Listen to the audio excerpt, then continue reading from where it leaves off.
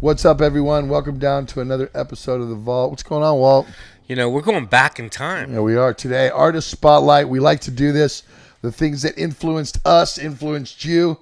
Today's no different. I mean, if you talk about this band, there's not a band in the world that'll say, oh, I don't love them, they love them. And we are talking about Thin Lizzy. That's right. Formed in 1969 from Dublin, Ireland. I love that. I thought they were going to come from here. No, with Scotty Gorham and Brian Downey and Phil Lynott. Yes. And later on, Gary Moore, who joined in 1978. Right. He played for a little bit and got replaced on tour he played in for like a month and then came back, though, in 78. And they've done some killer records, right? Well, I mean, it's not just The Boys Are Back in Town or Jailbreak. Well, they got some big hits. Those are the big hits, but they've gotten, I mean, where do you not hear those two songs Cowboy at? song? I mean? Yeah, Come on, you hear that? Every song from Thin Lizzy. And a lot of artists, I mean, I know everybody in Exodus, they're all huge Thin Lizzy guys. When I played in Legacy, which became Testament, those guys are all big. I know the Metallica guys are all huge Thin Lizzy guys. And listen to this, Chuck Billy is a huge Thin Lizzy. Everybody, if you're from our genre, it's an understatement to say you're huge. Actually, they used The Boys Are Back in Town for a whole tour for a year as their intro. When Exodus, we did a record, Force of Habit, the last album, was produced by Chris Tangrides, who did Renegade and Thunder and Lightning. And the reason we hired him as a producer is because he did Thin Lizzy. And that was just the way we love. I think every band does. All of the songs are great. It's awesome, hard rock and roll about, anything from relationships to drinking alcohol to partying and getting rowdy with your boys, It's got a very bluesy, a lot of the songs are very bluesy. That's where you get like guys like Brian Robertson and Gary Moore that played guitar. And when you got a band like this that puts out a bunch of great albums, classics, and there's always that one live album they put out, right? Live and Dangerous. Well, they did too, I think. Well, live. They did a lot. They did a lot of live, but I'm just talking about the big one. To me, I like Live and Dangerous. To me, Live Life. After Thunder and Lightning had come out, this was the last thing I think that was done. Because they didn't do any more vinyl after this. 83 is when Thunder and Lightning came out. Yeah, so Live Life came after that, and it just chronologizes their whole Actually, history. they broke up in 1983, too. Yeah, right. Right? And then started a band called Grand Slam for a while, I believe, before he died in 86. But Phil died of pneumonia on January 4th, 1986. Sad day in the metal world. I actually have a picture with me and him. Well, not me and him. There's a statue of him outside a pub in Dublin. There's I've seen that. I'm sure many people have taken the bronze statue. I took a picture with that statue. That was my boy. Steve, what do you think about it, though? And they reformed in 96, but isn't that a hard front man to replace? Well, actually, John Sykes did it for a while really well, and then they got Ricky Warwick from The Almighty, and he sang in there. And I believe they were Thin Lizzy for a minute, but then they changed it to Black Star Riders. But it was, I think, the only really member from Thin Lizzy was guitar player Scotty Gorham. Yeah, it's just Phil was such an icon. I mean, if you look at the band, you expect to see him in, a great stage presence when he was playing the bass. Well, I remember we were talking about singing. Dan the Green in '79. It was like the Rockets. We were lucky. We didn't know how lucky. Nazareth, Thin Lizzy.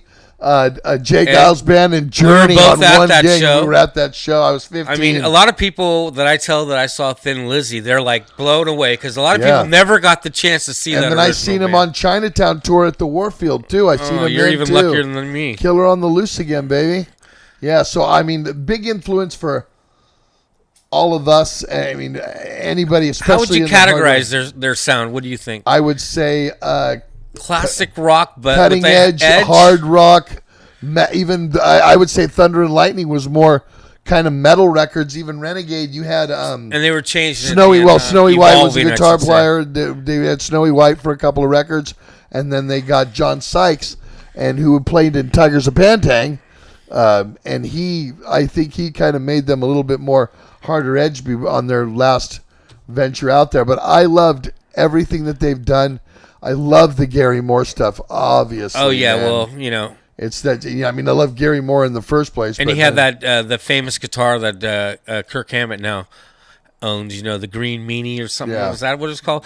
Anyway, I thought I'd mention their albums because this is back when bands actually released an album every year. So Every year. in '71, they had their self-titled Unlike album, us. "Shades of a Blue Orphanage" in '72. Vagabonds of the Western World, Nightlife, Fighting.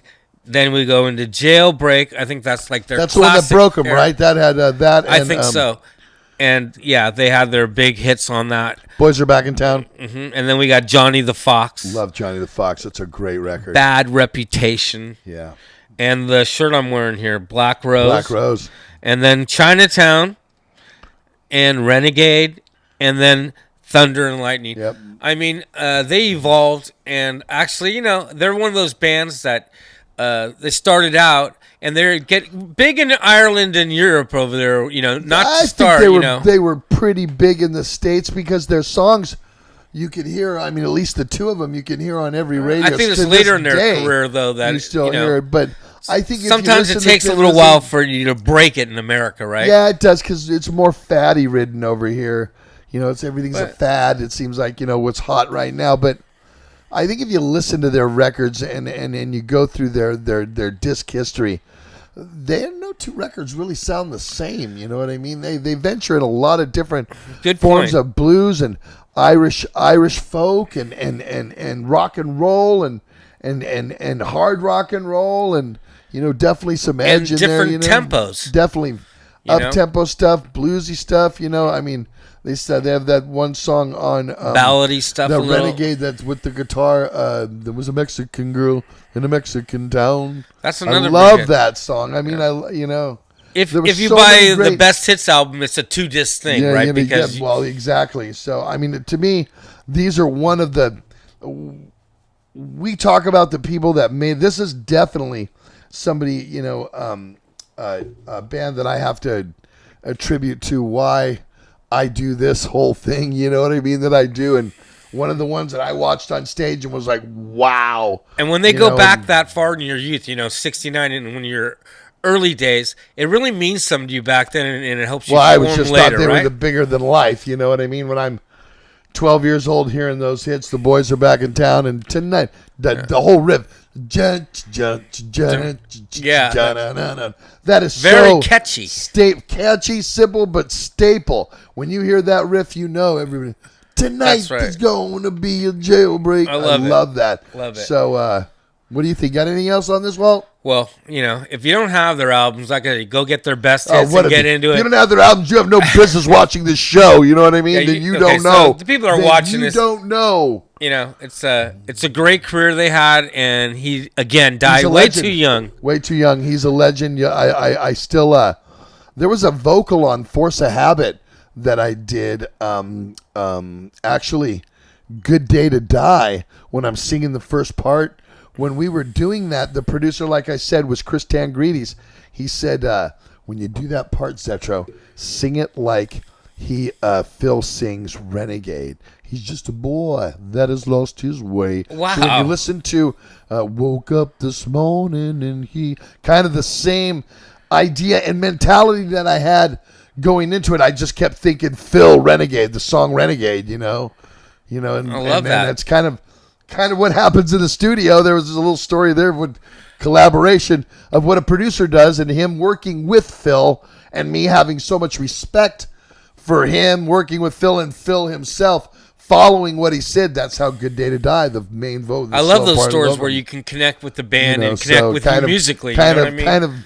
kind of. There's a little influence like right there that had a piece of me in the song. So Yeah, and this is definitely a band you wanted to Oh, cover, yeah. huh? Oh, come on! I mean, That's I'd why love we're to do- doing it, right? Exactly. We're doing That's why what we're talking you want about to it. do, and These this is This is part of my history. I mean, we're talking about. We've already talked about so many bands, and there's so many pieces to the puzzle. We haven't even started yet. I'm just hitting the ones that really sting and hit marks for me, and this is no different. a lot of I think the ones you're starting out with, they are older bands, but they evolved later on, have many albums, right? But even the older bands, everybody wants to know where the genesis of Bay Right. Thrash or where I started listening to.